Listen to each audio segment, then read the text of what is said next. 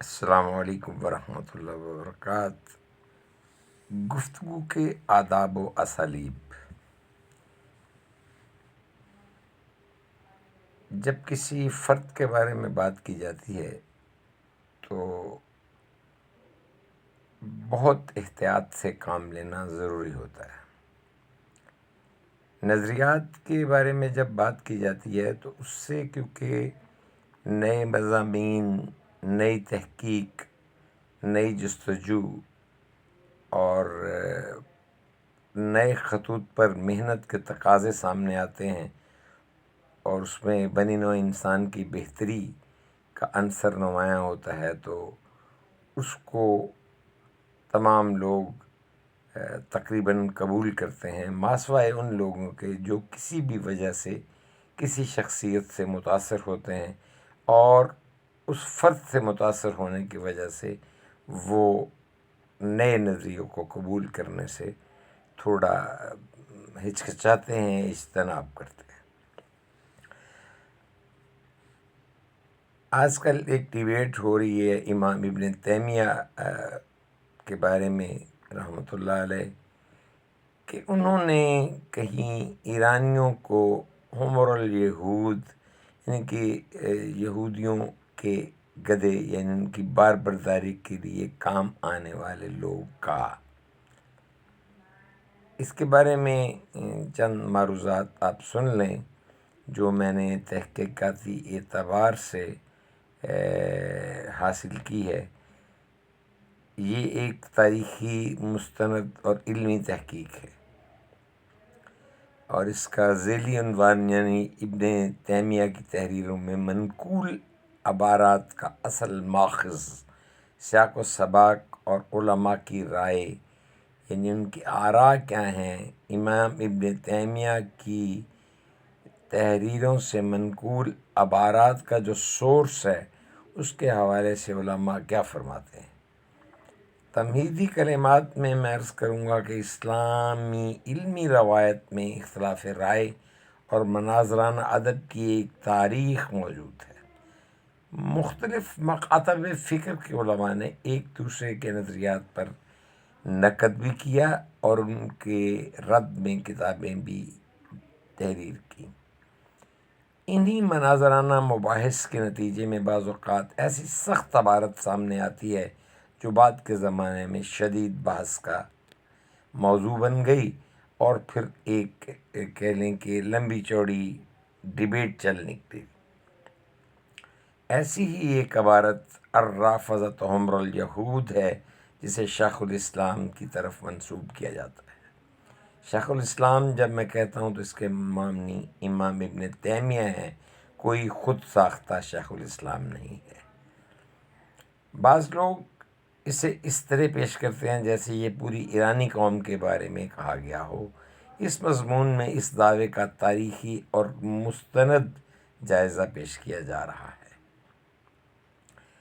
ابن تیمیہ کا مختصر تعارف یہ ہے کہ ان کا پورا نام تقی الدین احمد بن عبد الحلیم بن تیمیہ تھا۔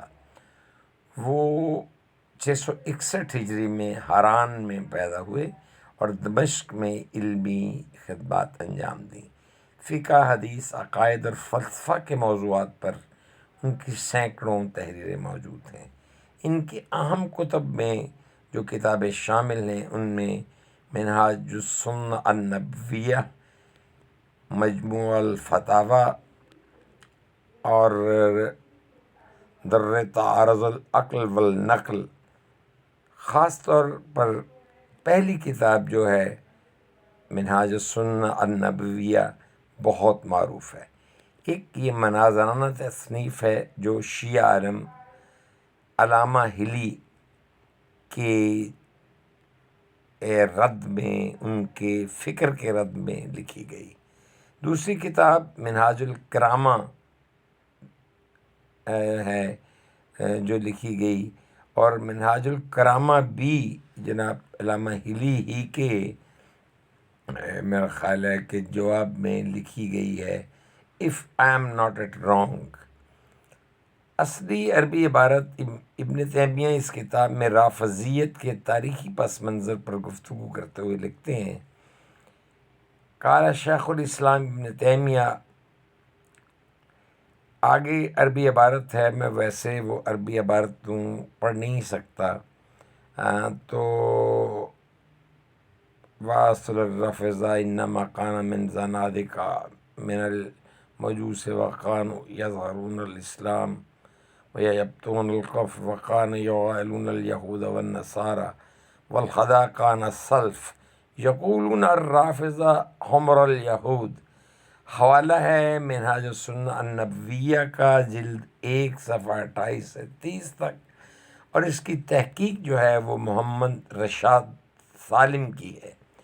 عبارت کا مفہوم، اس عبارت میں امام ابن تیمیہ یہ دعویٰ کرتے ہیں کہ رافضیت کی ابتدا بعض ایسے لوگوں سے ہوئی جن کا تعلق یعنی کہ ان کا تاریخی پس منظر جا کے مجوسیوں سے جڑتا ہے۔ وہ بظاہر اسلام ظاہر کرتے تھے مگر اندرونی طور پر اسلام کے مخالف تھے۔ اسی تناظر میں وہ یہ بھی لکھتے ہیں کہ بعض سلف کہا کرتے تھے الرافضہ حمر الیہود، یعنی رافضی یہودیوں کے گدھے ہیں۔ یہاں اہم بات یہ ہے کہ یہ جملہ امام ابن تیمیہ نے بطور حوالہ قال سلف کے ساتھ نقل کیا ہے۔ کیا یہ ایرانیوں کے بارے میں تھا؟ تاریخ کے متون کا جائزہ لینے سے معلوم ہوتا ہے جو جتنے بھی متن سامنے آتے ہیں یہ جملہ ایرانی قوم کے بارے میں نہیں تھا، بلکہ رافضہ کے نام سے موسوم ایک مخصوص مذہبی گروہ کے بارے میں مناظرانہ تنقید کے طور پر استعمال ہوا، جبکہ اجتماعی طور پر پوری قوم کے بارے میں اس لفظ کو استعمال نہیں کیا گیا۔ اس لیے اسے نسلی یا قومی بیان سمجھنا غیر درست عمل ہے، درست نہیں ہے۔ تاریخی اور سیاسی پس منظر اس کا یہ ہے کہ ابن تیمیہ کا زمانہ اسلامی تاریخ کے انتہائی ہنگامہ خیز ادوار میں سے تھا۔ اس وقت منگول سلطنت کے حملے جاری تھے، سیاسی خلافت کمزور ہو چکی تھی، مختلف مذہبی فرقوں کے درمیان شدید مناظرے ہو رہے تھے۔ اسی ماحول میں بہت سی مناظرانہ کتابیں لکھی گئیں جن میں سخت الفاظ بھی استعمال ہوئے۔ دیگر علماء کی آراء کے تذکرے کے حوالے سے امام ابن تیمیہ کے معاصر اور بعد کے بعض علماء نے ان کی آراء پر تنقید بھی کی ہے۔ مثلاً انہوں نے بعض عقائدی مسائل میں امام ابن تیمیہ سے اختلاف کیا ہے۔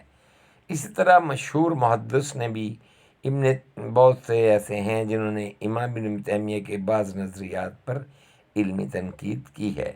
تاہم اسی کے ساتھ ساتھ بہت سے علماء نے ابن تیمیہ کی علمی خدمات کو سراہا بھی ہے۔ مثلاً جو ان کے شاگرد تھے انہوں نے اپنی کتاب میں ابن تیمیہ کی علمی عظمت کا تذکرہ کیا ہے۔ تحقیقی نتیجہ اس کا یوں ہے کہ اس تحقیق کی روشنی میں ہم چند عام نتائج تک پہنچتے ہیں۔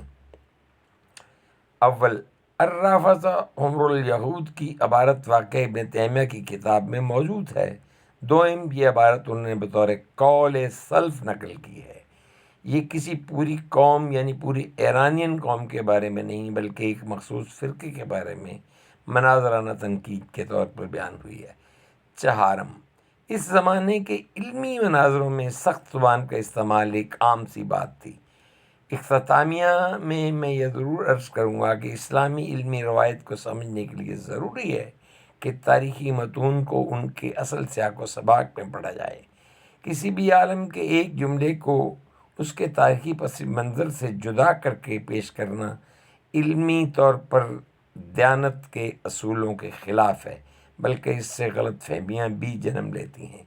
اس لیے ابن تیمیہ یا کسی بھی دوسرے عالم کی تحریروں کا مطالعہ کرتے وقت مکمل متن، تاریخی حالات، علمی مباحث، اس دور کے تقاضے، تمام چیزوں کو سامنے رکھنا ضروری ہے۔ امام ابن تیمیہ ایرانیوں کے بارے میں حمر الیہود اگر کہا ہے تو اس میں جن کتابوں کے حوالے دیے جاتے ہیں اور وہ وہاں نقل کی گئی ہیں وہ منہاج السنہ ابن تیمیہ کی، ابن تیمیہ اور شیعہ نظریات، اسلامی تاریخ کے فرقہ وارانہ مناظرے اور اس قسم کی چیزیں ہیں۔ تو آپ ان تک ایکسس اگر چاہتے ہیں پہنچنے کے لیے تو ہیش ابن تیمیہ، ہیش ابن انڈرسکور تیمیہ اور ہیش اسلامی انڈرسکور تاریخ، ہیش تحقیقی انڈرسکور مضمون، اور اس طرح آپ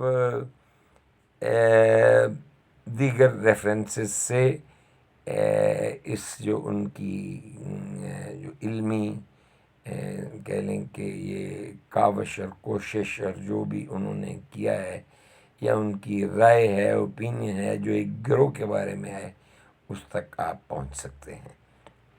تو میں نے گزارش یہ کی ہے کہ فرد ہو، جماعت ہو، تو فرد کے بارے میں بالخصوص بات کرتے ہوئے انسان کو اس لیے محتاط رہنا چاہیے کہ معاملہ فرد کا ہے۔ جہاں تک کسی نظریے کی بات ہوتی ہے، وہ افراد کی جمع مل کے تحقیق کرتی ہے، اس میں بہت ساری تبدیلیاں آ سکتی ہیں وقت کے ساتھ۔ ان باتوں پر تحقیق ہونے کے نتیجے میں بہت اچھے نتائج سامنے آ سکتے ہیں۔ اسی لیے کہا جاتا ہے کہ فرد کو ڈیبیٹ کرنا کوئی بہت بڑی عقل مندی کی بات نہیں ہے، کیونکہ وہ فرد ہے۔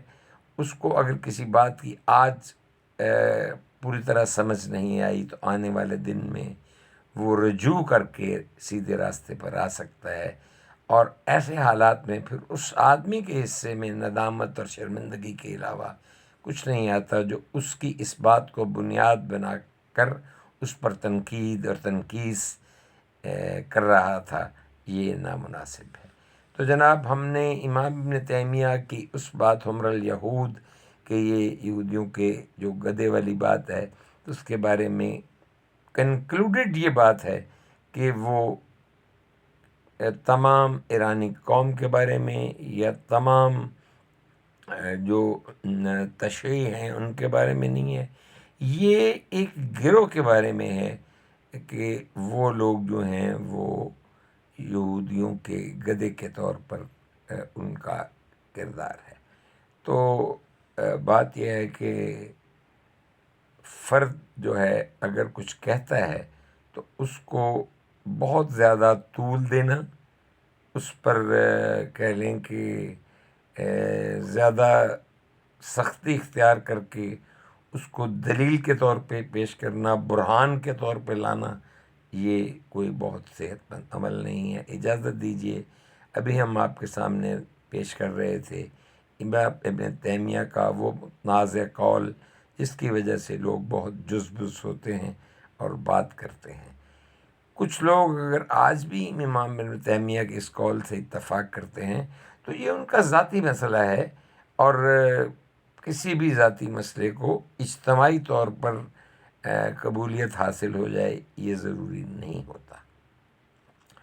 اجازت دیجیے، انشاءاللہ پھر ملیں گے اگر خدا لایا تو۔ ہم نے آپ کے سامنے ایک ڈسپیوٹڈ مسئلے کو پیش کیا اور کنکلیوڈ یہ کیا کہ کوئی بھی بات کرتے ہوئے خضوع حذرکم، احتیاط کو لازم پکڑنا چاہیے۔ سبحان ربک رب العزت عما یصفون والسلام علی المرسلین والحمد للہ رب العالمین۔ السلام علیکم ورحمۃ اللہ وبرکاتہ۔